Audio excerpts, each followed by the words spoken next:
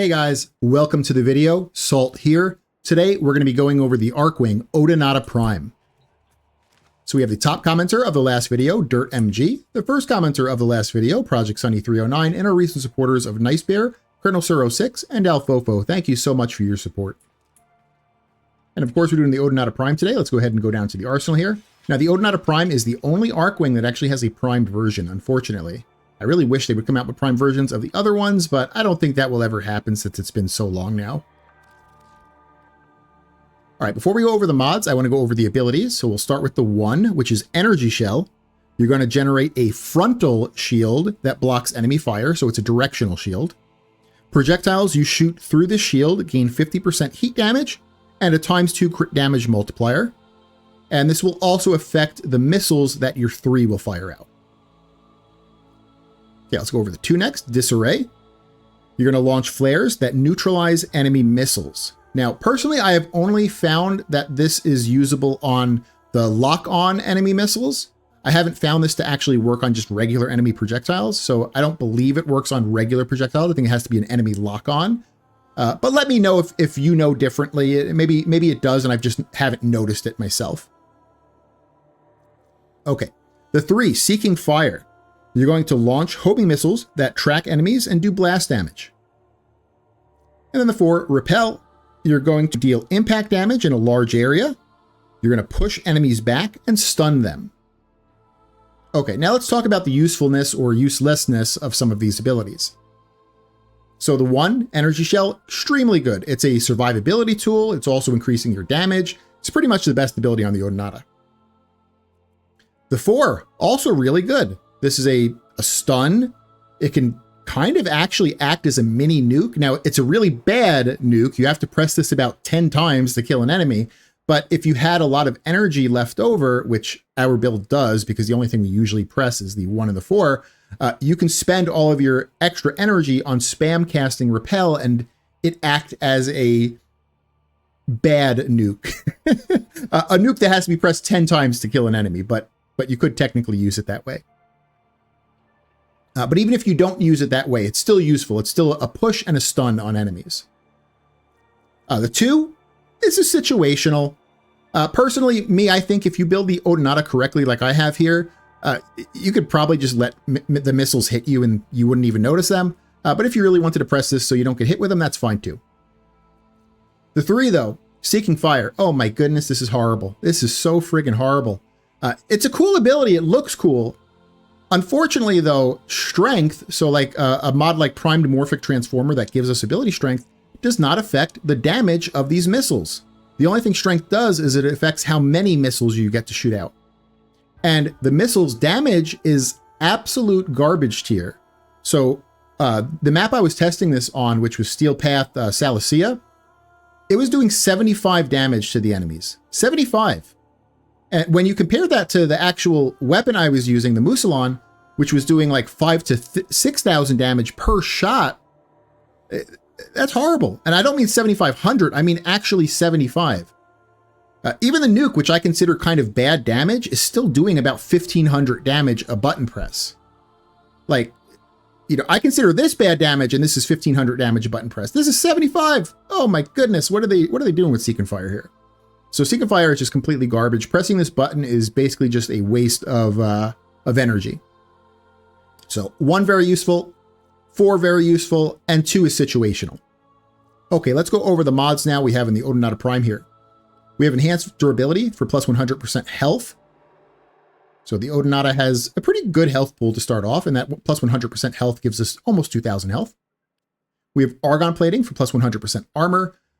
The Odonata Prime, it has better armor than the previous Itzel video that we did, but it doesn't have much better. So it has a base of 100 armor, and so this plus 100% only gives us 200 armor, which effectively gives us plus 40, or gives us 40% damage reduction, which is still pretty bad. Although, you know, it does have a good health pool for that to work on, but 40% is definitely not good. So we have the health and armor here. In the next 2 slots, we're going to have shields. So we're going to have energy inversion for plus 100% shields. Shield capacity, I should say. and superior defenses for plus 100% shield recharge and minus 50% shield recharge delay. So this is going to give you more shield so that you have I believe you have a full 2.5 second shield gate. Yep. And we have a quicker recharge on our shields. Now you might be saying, Salt, you have two different forms of survivability on. You know, why do you have health and armor and then also having shields, which is like another form of survivability? And it's because the Odonata Prime doesn't really need anything else. There is one option where you could possibly take off energy inversion and put something else here, and I'll go over that at the very end. But otherwise, there's really nothing else to put on the Odonata. So I know it's kind of overkill to have health and armor and shields and shield recharge, but you know, why not when there's nothing else better? Okay, let's continue on here. We're going to have system reroute for plus 55% ability efficiency. Now, Energy Shell is very cheap to cast already. It's a 25 energy ability. With system reroute, now it's only 11 energy to cast this thing. We almost never press 2. We definitely never press 3. And so the only thing that's left is Repel. Now, Repel, like I was saying, it's kind of like you can use it in two ways. You can use it how it's intended to be used as a push and a stun. But if you have a lot of energy, you can also press this button a lot and make it into a, again, I'm hesitant to call it a nuke because it's a very bad nuke, but you can make it into kind of a nuke. You know, you'd have to press this button like 10 times to kill an enemy, but it would technically kill a group of enemies in like 10 button presses. So system reroute helps us with the ability efficiency to be able to spam cast Repel. Keep in mind though, the range on this is a little bit deceptive because you have the range in space mode and then you have the range on the planet. In space mode, this is 224 meters. It's a lot of range. It feels really good. But in the actual planet mode, when you're like on the open world, Repel's range is actually pretty dookie. I want to say it's about the range of like an Ignis Wraith, like a flamethrower. So you have to get pretty close to enemies to actually make use of Repel. And I did some testing. I went on non-steel path. So this wasn't even steel path. It was the open world in Deimos, non-steel path. And it was 10 casts of Repel to kill one of those Juggaleses, those like big wiener monsters that come out of the ground there. So 10 casts on non-steel path to kill a Juggaless.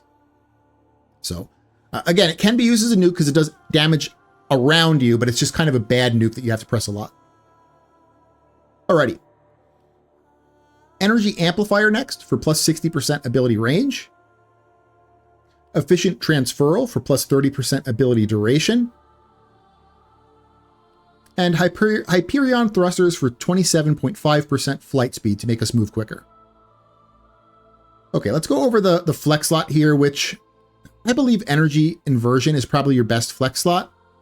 Because without Energy Inversion, I believe you're going to have a 2.1 second shield gate, which is like only 4.4 seconds less than our current one. So you could take off Energy Inversion. And what could you possibly put in this one slot? Well, there's actually an augment for the Odonata called Energy Field. And it's an Energy Shell augment. It's an augment for your one, which is a really good ability. And the augment is that this will also apply to allies within 140 meters. So you can make yourself more of a helpy helperton by adding Energy Field over Energy Inversion and being able to give that effect to your allies. So now if you want to be a selfish bastard, you wouldn't do that because everyone knows in a co-op game, your true opponent is your allies' damage and kill numbers. Okay? You need to assert dominance on your allies by showing them that you have done more kills and more damage than them.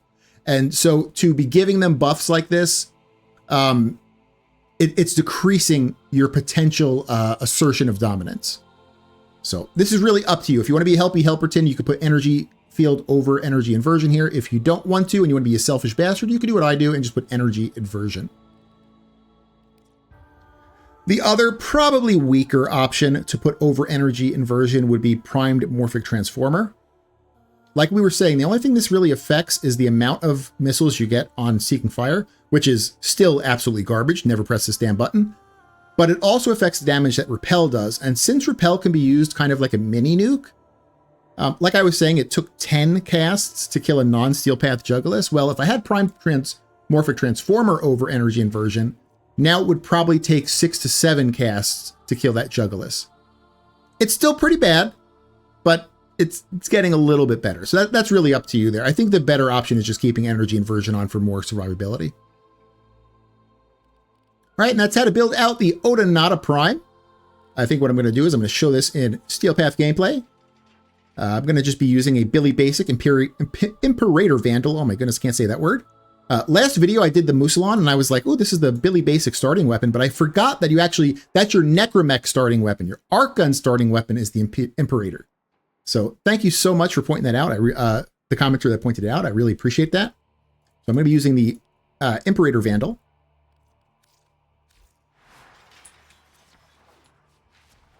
I don't have heat on this, so any heat that I produce will be because of the 1 from Odonata. As you can see, I was on Deimos there because I was trying to figure out how many nukes it would take to kill one of those Juggaluses. So let's head to Salicea. This is not the one that's Salicea. I think it's Neptune. Yep, Neptune, Salicea. We're on Steel Path. We're on solo. Very good.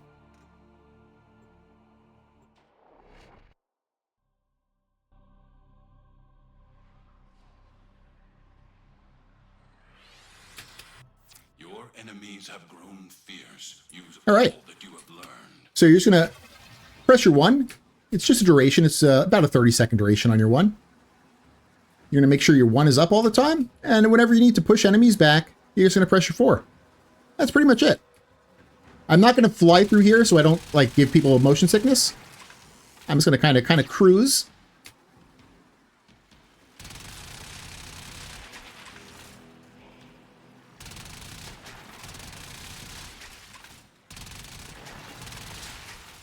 Surveillance data is heavily encrypted. It will take time to extract.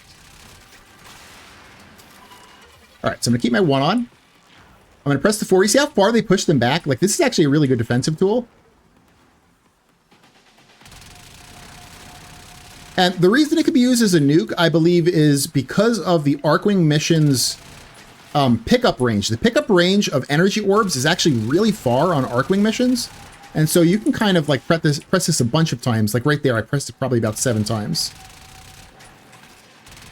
So like, even though I'm topped off on energy, well, not right now, but I was topped off on energy, I could actually press it more than the energy I have because it will continue to pick up those energy orbs. So let me try to do it again here. See that there? I pressed it. I don't know how many times I pressed it there. I should count. Next time I do that little thing, I'll count. You could press it as quickly as you can press the button. So you can press that a lot. All right, let's 1, 2, 3, 4, 5, 6, 7, 8, 9, 10. All right, and that group is dead. These are Steel Path enemies, but they are technically only like level 79 or 77 Steel Path enemies, so they're not really too bad.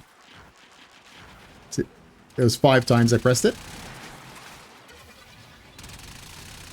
And you don't really have to be too worried about your energy because the only thing you need to keep up is your 1, which is only 11 energy worth to cast. So you can pretty much use all your extra energy on your nuke.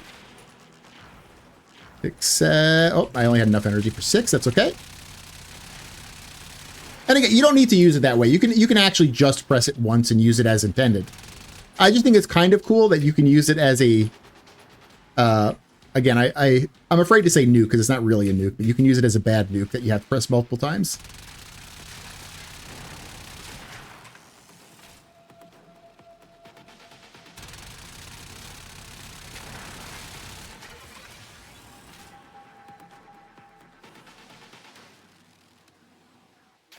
I'm getting lost here in the tunnels.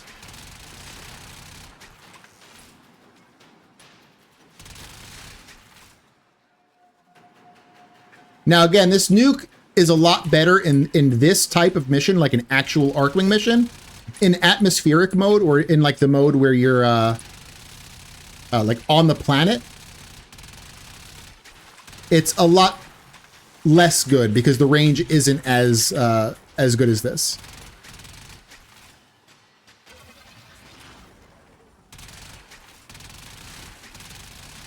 And again, the enemies will also be kind of stunned as well when they get pushed back. So this is not only a push and a damage, it's also kind of a crowd control as well.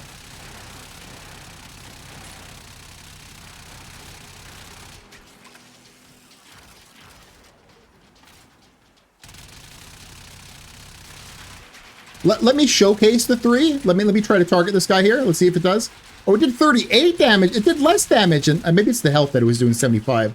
When I was testing it, it was doing 75 damage. Maybe that's because he had shields. Let's, these guys don't have... Here we go. Let's see. Should be 75. Yeah, 75. Okay, okay. So I saw some 79s. That's all right. It's about 75, 79 damage on health. It's leaving less to shields, though. Yeah, so the 3 is complete garbage. I have the data. All right, let's head over here. And as you can see, I was also getting beat up by all these guys, like all around me shooting me. And I'm completely fine. I didn't even take a lot of damage to my health, really. It was my shields that was absorbing most of that. Okay, let's go on to the next area here. Again, it's probably a little bit overkill to go both health and armor and shields and shield recharge. It's just that there's not really much else you need to do on the Odonata. If you really wanted to, you could go with the augment to be more of a helpy helperton. All right, let me speed up here so we can get to this objective. There it is. Put our shield back on. Remember, it's a directional shield, so you want to be facing the majority of the enemies to block those shots. It's also really hard to see. I don't know if that's because of my energy color, but it's kind of hard to see the shield.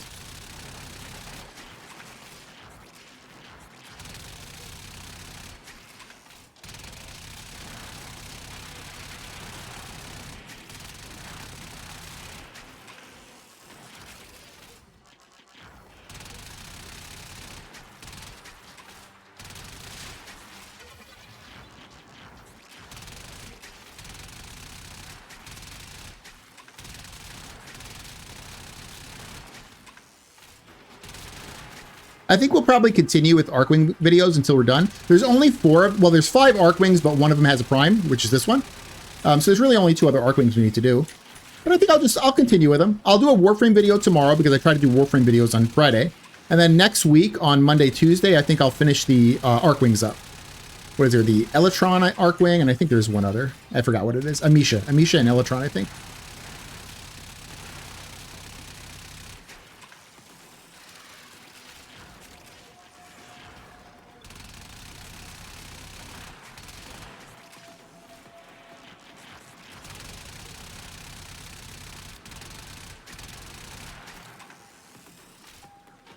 All right, let's head to extraction, and then we'll be done with the Odonata. It's a pretty cool Arcwing there. Now it's not as quick as the Itzel. You know, if you want speed, the Itzel's really the one to go with. But it's definitely tankier. The Itzel's survivability is in its stealth. So in a mission where you can't sit still a lot of the time, you know, this is a really good Arcwing. Because this Arcwing can take a pretty good beating.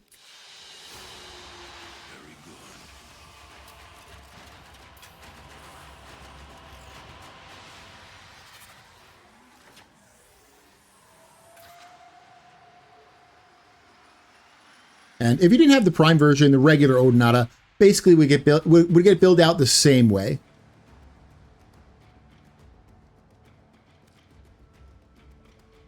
Okay, let's exit here. And yeah, it should be it there. If you guys liked the video, consider giving it a like. If you haven't subbed yet, consider subbing or tell me what I can do to earn your sub. And I hope you guys have an amazing day. All right, bye.